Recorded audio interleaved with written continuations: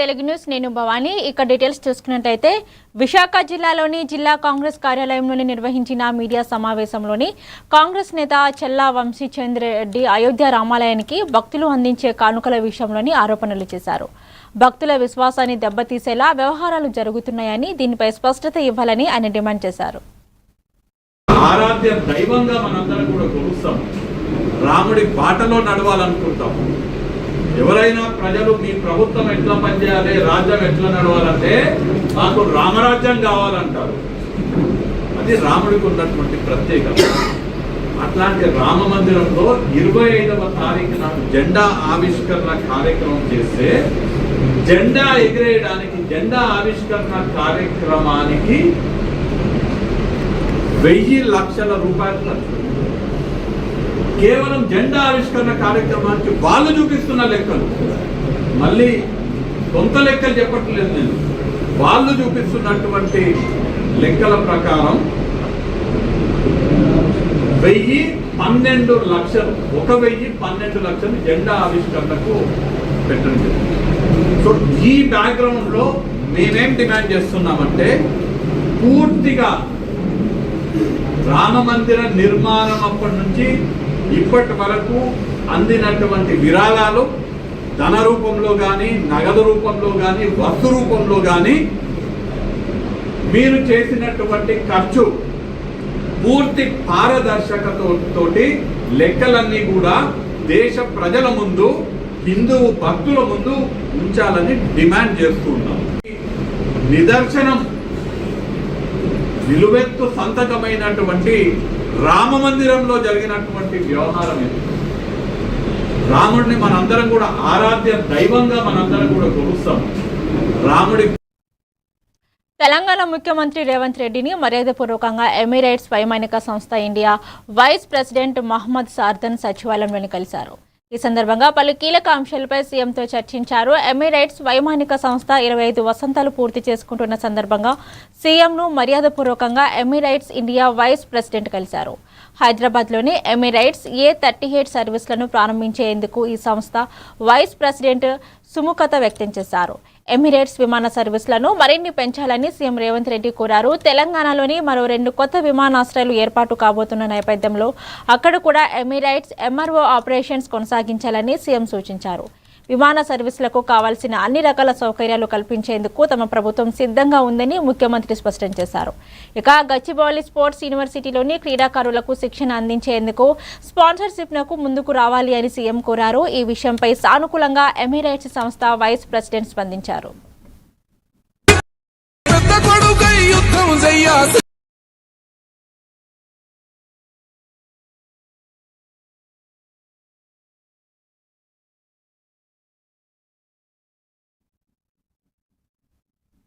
రాష్ట్రంలోని కాంగ్రెస్ ప్రభుత్వం అధికారంలోకి వచ్చిన 48 గంటల్లోనే మహిళలకు ఉచిత ఆర్టీసీ బస్సు ప్రయాణ సౌకర్యాన్ని అమలు చేశామని మంత్రి పొన్నం ప్రభాకర్ తెలిపారు. హుజూర్ నగర్లోని 3.52 కోట్ల వ్యాయామంతో నిర్మించనున్న నూతన ఆర్టీసీ బస్టాండ్కు మంత్రి ఉత్తమ్ కుమార్ రెడ్డితో కలిసి శంకుస్థాపన చేసిన అనంతరం ఆయన మాట్లాడారు. మహిళలకు ఉచిత బస్సు ప్రయాణ పథకం ద్వారా ఇప్పటి వరకు సుమారుగా 11,000 కోట్ల విలువైన ప్రయాణాలు జరిగాయని మంత్రి పేర్కొన్నారు. రాష్ట్ర ప్రభుత్వం ఆర్టీసీ అభివృద్ధికి అత్యంత ప్రాధాన్యత ఇస్తుందని, ఇప్పటికే 2.800 కొత్త బస్సులు కొనుగోలు చేశామని, మరో 3,500 మందికి ఆర్టీసీలోని ఉద్యోగ అవకాశాలు కల్పిస్తామని తెలిపారు.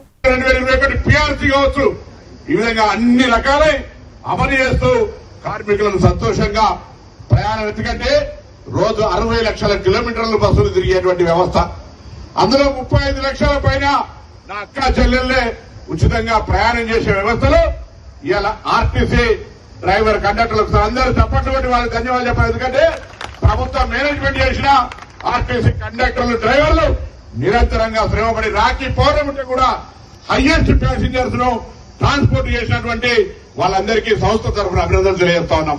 ఆర్టీసీ ద్వారా కలిగించడం ఇక్కడ కూడా మీరు నివేదికలు ఎక్కడెక్కడ కావాలో ఆ బస్సులను ఇవ్వండి. ఉత్తమ్ కుమార్ రెడ్డి గారి యొక్క ఆదేశం మేరకు వెంటనే ఆయా గ్రామాలకు బస్సులు ఏర్పాటు చేస్తాం. అనుగుణంగా ఆర్టీసీ సేవలు విస్తరించాలనేటువంటి విధంగా ముందుకు పోతా ఉన్నాం. ఈ సందర్భంలో హుజూర్ నగర్ అందరికీ కూడా, మాది హుస్నాబాద్, ఇది హుజూర్ నగర్, తప్పకుండా అన్ని రంగాల అభివృద్ధి వాళ్ళు ఇంతకుముందు చెప్పినట్టుగా ఇప్పుడు కట్టిన బస్ స్టాండ్ ఇక్కడ సిమెంట్ ఉంది, ఇక్కడ రైస్ ఉంది ఉత్పత్తి, మా జిల్లాలో గ్రానైట్ ఉంది, మా దగ్గర కూడా కాంపిటేటివ్ గా రైస్ ఉత్పత్తి అవుతుంది. తప్పకుండా పోటీ పడి మనందరం కూడా ఇక్కడ ఉండబడేటువంటి ప్రజలకు సౌకర్యం కలిగే విషయం లోపల మీరందరూ కూడా మీకు మా శాఖల తరఫున తప్పకుండా అన్ని రకాలుగా మరి దేశవ్యాప్తంగా కేంద్ర ప్రభుత్వం ప్రతిష్టాత్మకంగా ప్రవేశపెట్టనున్న 7 బుల్లెట్ రైళ్లలో ఏకంగా 3 రూట్లు తెలంగాణకే దక్కడం విశేషమని కేంద్ర రైల్వే శాఖ మంత్రి అశ్విని వైష్ణవ్ వెల్లడించారు. ప్రధాని మోదీ ప్రత్యేక శ్రద్ధ వల్లే రాష్ట్రానికి ఈ భారీ ప్రాజెక్టులు వచ్చాయని, రాబోయే రోజుల్లో తెలంగాణ దేశంలోనే ఒక పెద్ద బుల్లెట్ ట్రైన్ హబ్గా అవతరించబోతుందని ఆయన ధీమా వ్యక్తం చేశారు. హైదరాబాద్ HICCలోని వికసిత్ భారత్ 2047 సాంకేతిక పాత్ర అనే అంశం నిర్వహించిన సదస్సులో కేంద్ర మంత్రి కిషన్ రెడ్డితో కలిసి అశ్విని వైష్ణవ్ పాల్గొన్నారు. ఈ సందర్భంగా రైల్వే మంత్రి మాట్లాడుతూ హైదరాబాద్, చెన్నై, బెంగళూరును కలుపుతూ బుల్లెట్ ట్రైన్లు రానున్నాయని తెలిపారు.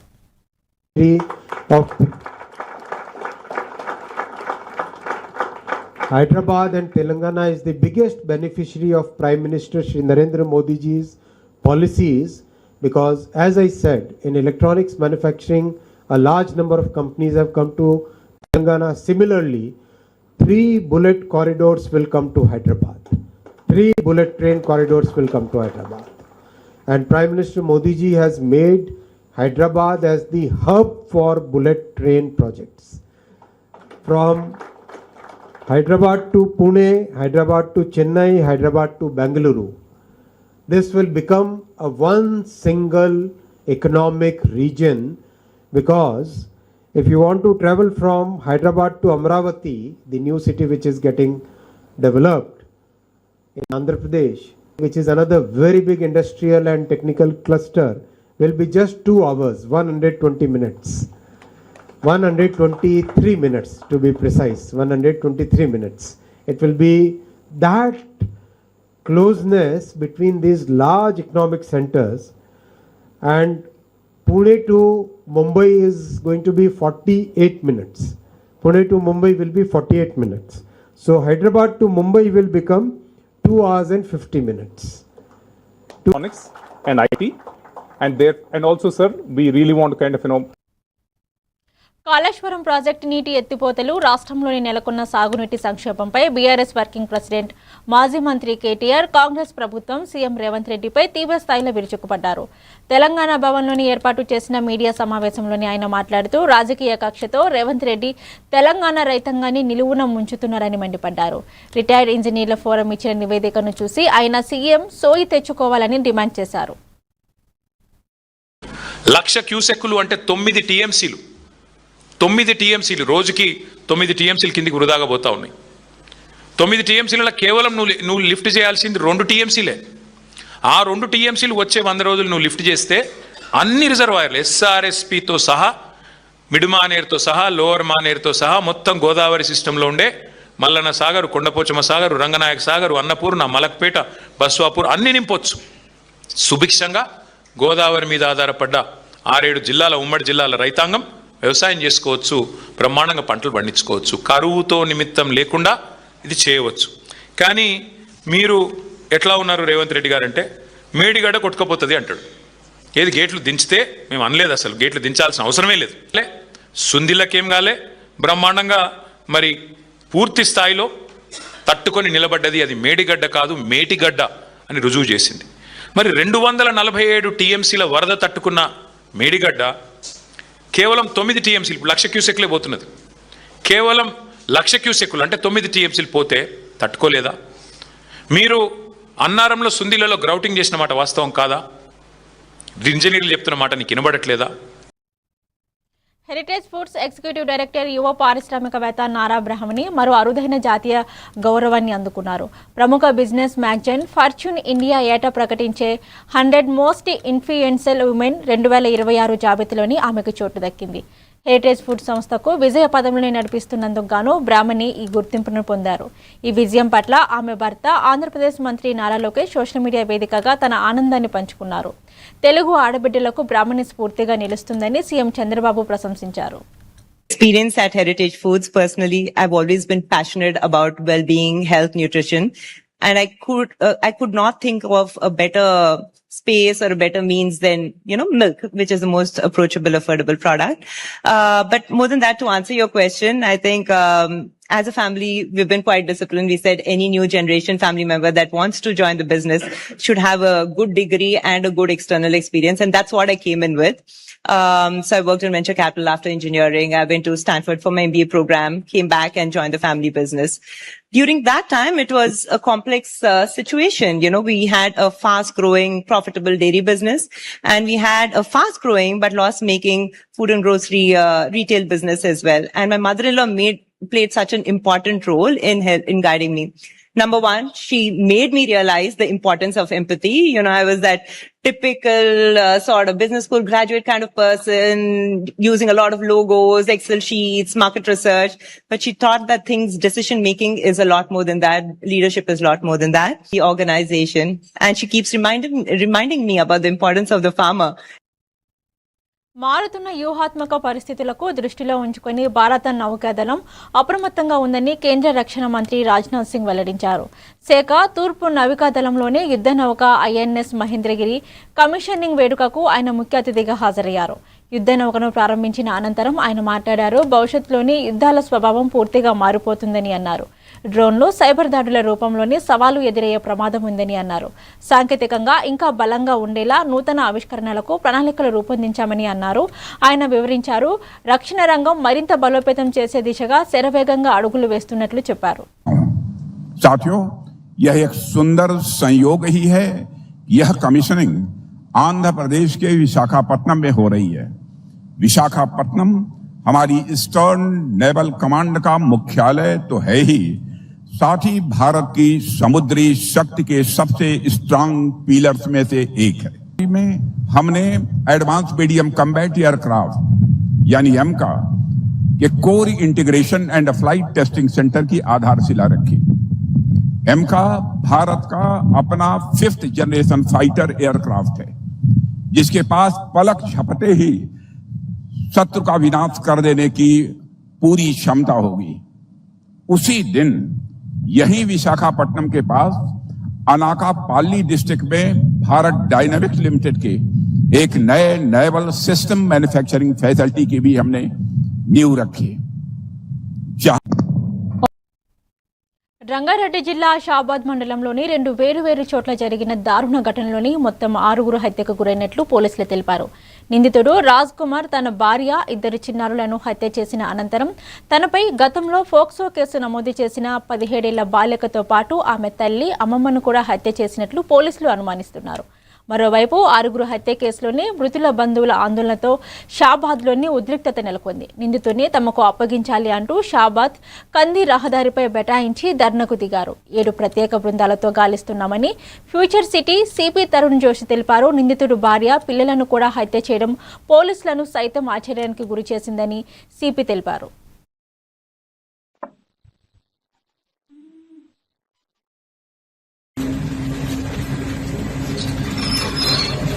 మాకు రాత్రి షాబాద్ మండల్లో ఇక్కడ లోకల్ షాబాద్ రూట్లో మరియు ఇక్కడ నుంచి 6 కిలోమీటర్స్ దేవలగూడ నాగర్కుంట విలేజ్ లో ఈ 2 ప్లేసెస్ లో ముగ్గురు హత్య జరిగింది.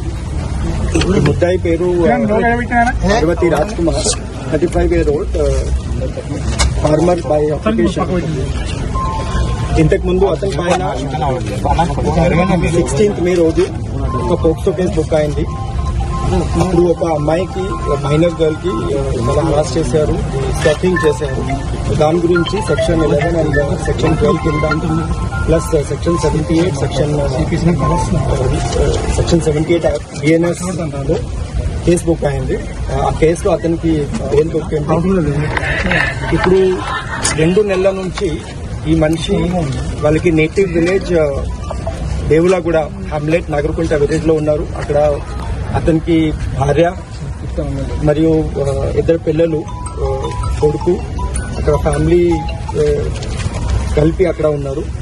ఈ అమ్మాయికి ఫ్యామిలీ ఇక్కడ లోకల్ షాబాద్ లో ఉన్నారు. ఈ అమ్మాయికి కూడా ఫాదర్ లేదు, ఓన్లీ మదర్ ప్లస్ అమ్మమ్మ ఉన్నారు. సో రాత్రి 11-12 మధ్యలో ఫస్ట్ ఇక్కడ షాబాద్ లోకల్లో వచ్చి ఇది ముగ్గురు మనిషికి హత్య చేశారు. ఒక నైఫ్ యూజ్ చేసి ఫస్ట్ ఈ అమ్మాయికి మదర్కి చంపాడు. Investigation is almost complete in that. But ఈ ఫ్యామిలీ వాళ్ళు definitely they are alleging police పైన కూడా కొన్ని కంప్లైంట్స్ రేజ్ చేస్తున్నారు. We are examining that matter. వచ్చిన తర్వాత పోలీస్ స్టేషన్ పోలీస్ ఎస్ ఇది వచ్చారు. యాంటిసిపేటెడ్ బెయిల్ తర్వాత ఇది 2-3 సారి కౌన్సిలింగ్ కోసం మేము పిలిచాం.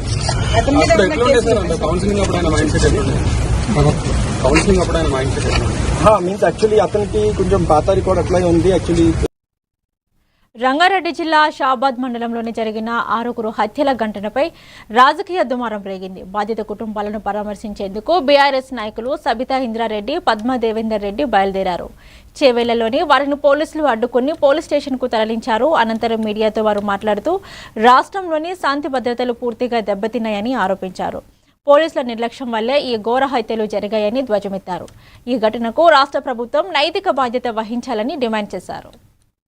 ధైర్యం చెప్పి వాళ్ళకి ఏదైనా సాయం చేస్తామని పోతే మరి మమ్మల్ని అరెస్ట్ చేసి స్టేషన్లో కూర్చోబెట్టడం ఎక్కడిది? ఇది కంప్లైంట్ ఇచ్చిన తర్వాత బెయిల్ ఎట్లా వస్తుంది? అతనికి మీ ప్రమేయం లేకపోతే ఎట్లా వస్తుంది బెయిల్? ఇవన్నీ కూడా ఖచ్చితంగా పోలీస్ శాఖ వైఫల్యమే కానీ ప్రభుత్వం వైఫల్యము, ఈ రాష్ట్ర హోంశాఖ మంత్రి గారి వైఫల్యము, రాష్ట్ర ముఖ్యమంత్రి గారి వైఫల్యము. హోంశాఖ నా దగ్గర పెట్టుకుంటా, విద్యాశాఖ నా దగ్గర పెట్టుకుంటా. రాష్ట్ర ముఖ్యమంత్రిగా నేనేమన్నాను? ఈ 2 శాఖలు నా దగ్గర ఉండాలని అయితే ముఖ్యమంత్రి గారు చెప్తున్నారో, విద్యాశాఖను మీ దగ్గర పెట్టుకున్నారు. పిల్లలందరూ పిట్టల్లాగా రాలిపోతున్నారు. విద్యాశాఖను మీ దగ్గర పెట్టుకున్నారు, దాన్ని భ్రష్టు పట్టించేసి మీ దగ్గర ఉన్న పుణ్యాన్ని విద్యాశాఖ మీ దగ్గర ఉండడం వల్ల అడ్మిషన్స్ అనేవి తగ్గిపోతా ఉన్నాయి. మీ దగ్గర విద్యాశాఖను పెట్టుకున్నారు. రోజు 10 మంది పిల్లలు కలుషిత ఆహారం తింటా ఉన్నారు. మరి దేనికోసం పెట్టుకున్నారు మీరు? విద్యాశాఖలో పెద్ద పెద్ద బిల్డింగులు కడుతున్నాం కాబట్టి దానికోసం పెట్టుకున్నారా? పిల్లల భవిష్యత్తు కోసం పెట్టుకున్నారా? హోంశాఖ నా దగ్గర పెట్టుకున్నా అంటారు. ఎందుకు మీ దగ్గర పెట్టుకున్నారు? అంటే ఇంకెవరు లేరని ఆలోచన, లేకపోతే హోంశాఖను మీ దగ్గర పెట్టుకొని ప్రతిపక్షాలను ఎట్లా కంట్రోల్ చేసుకోవాలని ఆలోచన? కనీసం ముఖ్యమంత్రి గారు ఇప్పటికీ ఒక డైరెక్షన్ ఇవ్వాల్సింది, కానీ ఏదో చిన్నగా ఏదో ఇస్తున్నామని చెప్తున్నట్లు కాదు. సిద్దిపేటకి చెందిన రోహిత్ గతంలోని ఉన్నత చదువుల కోసం విఎన్ఆర్ కళాశాలలోని సీటు కావాలని మాజీ మంత్రి హరీష్ రావును ఆశ్రయించారు.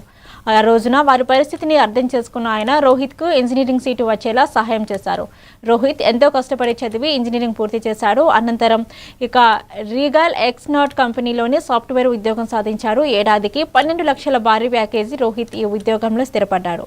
తన ఎదుగుదలను కారణమైన హరీష్ రావుపై ఉన్న కృతజ్ఞతతో రోహిత్ సిద్దిపేటలోని ఎమ్మెల్యే క్యాంపు కార్యాలయంలోని ఆయనను కలిశారు. తాను సాధించిన ప్రగతిని వివరించి తన వార్షిక వేతనము 12 లక్షల్లో సగభాగమైన 6 లక్షల రూపాయల చెక్కును హరీష్ రావుకు ప్రజా సహాయ నిధికి విరాళంగా అందజేశారు. రీగల్ రెక్స్నోట్ అనేటువంటి ఒక అమెరికన్ కంపెనీలో 12 లక్షల రూపాయల వేతనంతో ప్రతి సంవత్సరానికి ఉద్యోగాన్ని అతను సంపాదించాడు. క్యాంపస్ ఇంటర్వ్యూలో every year 12 lakhs salary. Regal Rexnord అనే కంపెనీలో అబ్బాయికి జాబ్ వచ్చింది. సో అబ్బాయి తల్లిదండ్రులు రోహిత్ వచ్చి నాకు 12 లక్షలు ఒక సంవత్సరం జీతం వస్తా ఉంది, మీరు సీట్ ఇప్పించడం వల్ల నాకు ఇంత మంచి ఉద్యోగం దొరికింది, నేనేదో వృత్తాపత్తిగా కొంత సిద్దిపేట ప్రజలకు సేవ చేయాలనుకుంటున్నాను వచ్చి ఒక 6 లక్షల రూపాయలు తన సగం వేతనాన్ని ఇవాళ డొనేట్ చేయడానికి ముందుకు రావడం జరిగింది. సో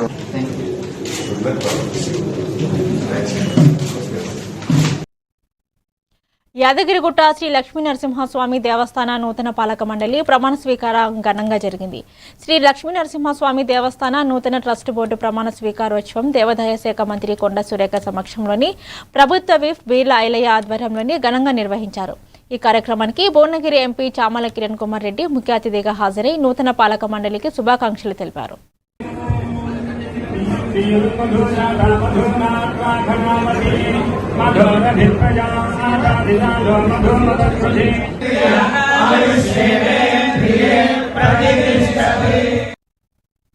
తిరుమల శ్రీవారి దర్శనానికి భక్తులు పొట్టెత్తారు. వారాంతం కావడంతోనే కొండపై విపరీతమైన రద్దీ నెలకొంది. శ్రీవారి సర్వదర్శనం కోసం భక్తులు దాదాపు 24 గంటల నుంచి 30 గంటల వరకు వేచి ఉండాల్సిన పరిస్థితి ఏర్పడింది. ఇక మూడాలు వస్తున్నాయనే నేపథ్యంలోని తిరుమల కొండకు వాహనాలు పోటెత్తాయి. పైన పార్కింగ్ ఇబ్బందులు ఉన్న అలిపిరి వద్ద సిబ్బంది వాహనాలకు అనుమతిస్తున్నారు. వాహనాల రద్దీ ఈ స్థాయిలో ఉంటే దర్శనానికి వచ్చిన భక్తుల సంఖ్య ఎంతగా ఉంటుందో ఊహించవచ్చు. అందుకే సోమవారం వరకు తిరుమల ప్రయాణాన్ని వాయిదా వేసుకోవడం మంచిదని అధికారులు సూచిస్తున్నారు.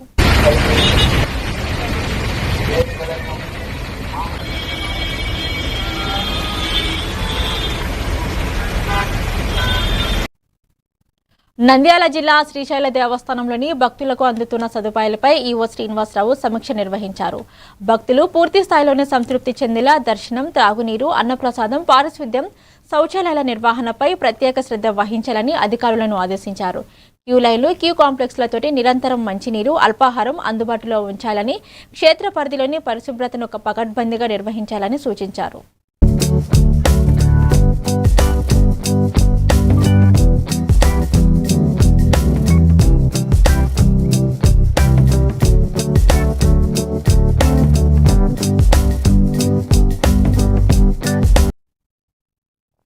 వరంగల్ జిల్లాలోని చారిత్రాత్మక శ్రీ భద్రకాళి దేవస్థానంలోని జూలై 15 నుంచి 29 వరకు శాకంబరి నవరాత్రి మహోత్సవాలు నిర్వహించనున్నట్లు దేవాలయ ప్రధాన అర్చకులు భద్రకాళి శేష తెలిపారు.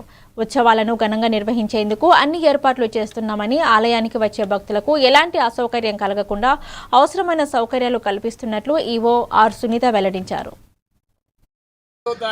జూలై 2026 సంవత్సరం బుధవారం వరకు 15 రోజుల పాటు శాకంబరి నవరాత్రి మహోత్సవాలు జరుగుతాయి. అయితే ఈ లోకానికి ప్రచారం చేసింది భద్రకాళి దేవస్థానం. శాకంబరి యొక్క ఉత్సవం యొక్క ప్రత్యేకతను ప్రచారం చేసింది భద్రకాళి దేవస్థానం.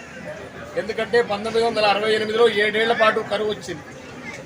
ఈ కరువు వస్తే ఈ కరువు నుంచి ఎలా బయటపడ్డాం అంటే అప్పుడు ఆలయ ప్రధానార్చకులు సప్తశతి ప్రమాణంగా ఒకప్పుడు 100 ఏళ్ల కరువు వస్తే దేవతలంతా అమ్మవారిని ప్రార్థిస్తే ఆమె ప్రసన్నమైంది. ఆమె శరీరం నుండి పలు విధములైన శాఖములు, అన్నపానామృత ఫలములు ఆవిర్భవించి లోకంలో ఉన్న కరువును కూడగొట్టింది. ప్రపంచంలోనే అత్యంత వేగంగా వృద్ధి చెందుతున్న ప్రధాన ఆర్థిక వ్యవస్థగా భారత్ ఎదిగిందని ప్రధాని మోదీ అన్నారు. న్యూజిలాండ్ పర్యటనలోని ఆక్లాండ్లోని భారతీయ సమాజ ప్రతినిధులతో సమావేశమైన ఆయన దేశం సాధిస్తున్న విజయాలను వివరించారు. మొబైల్ తయారీ, టెలికాం మార్కెటింగ్, గోధుమలు, చేపల ఉత్పత్తిలో ప్రపంచంలోనే 2వ స్థానంలో ఉన్నామని, మొబైల్ డేటా వినియోగంలోని అగ్రగామిగా కొనసాగుతున్నామని తెలిపారు. मुझे इस यात्रा की सफलता पर पूरा भरोसा है.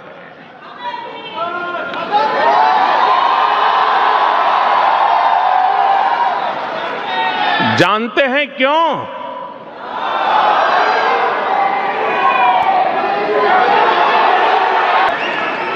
ऑकलैंड से वेलिंगटन तक, क्राइस्ट चर्च से क्वींसटाउन तक, न्यूजीलैंड के कोने कोने में फैला भारतीय समुदाय इस शेयर्ड जर्नी का एक వియత్నాంలోని ప్రసిద్ధ పర్యాటక ప్రాంతమైన పూకుయక్లోని హైలాండ్ సమీపంలోని తీవ్ర విషాద ఘటన చోటు చేసుకుంది. పలువురు భారతీయ పర్యాటకులతో వెళ్తున్న పర్యాటక బోటు సముద్రంలో ప్రమాదవశాత్తు బోల్తాపడింది. ఈ ప్రమాదంలోని 15 మంది భారతీయులు మరణించినట్లు తెలుస్తుంది. వారిలో ఏపీ, తెలంగాణకు చెందిన టూరిస్టులు ఉన్నట్లు సమాచారం. కడపకు చెందిన ఒక వ్యక్తి, మచిలీపట్నానికి చెందిన మహిళ, కాకినాడకు చెందిన మరో యువకుడు మృతి చెందగా ఏపీకి చెందిన మరో 4 గల్లంతైనట్లు సమాచారం. స్థానిక రెస్క్యూ సిబ్బంది వెంటనే రంగంలోకి దిగి గల్లంతైన వారి కోసం గాలిస్తున్నారు. పలువురిని రక్షించిన రెస్క్యూ సిబ్బంది వారి పరిస్థితి విషమంగా ఉండడంతో హుటాహుటిగా ఆసుపత్రికి తరలించారు. దీనిపై భారత రాయబార కార్యాలయం ఎక్స్ వేదికగా స్పందించింది.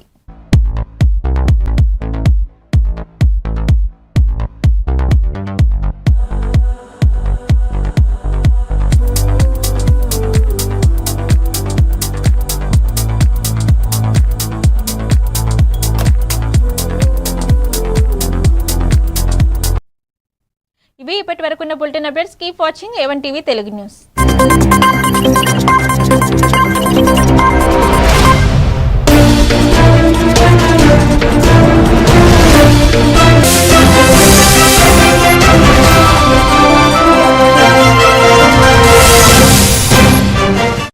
తో పాటు ఇతర విలువైన వస్తువులను అపహరించారు. ఘటనా స్థలాన్ని ఎస్ఐ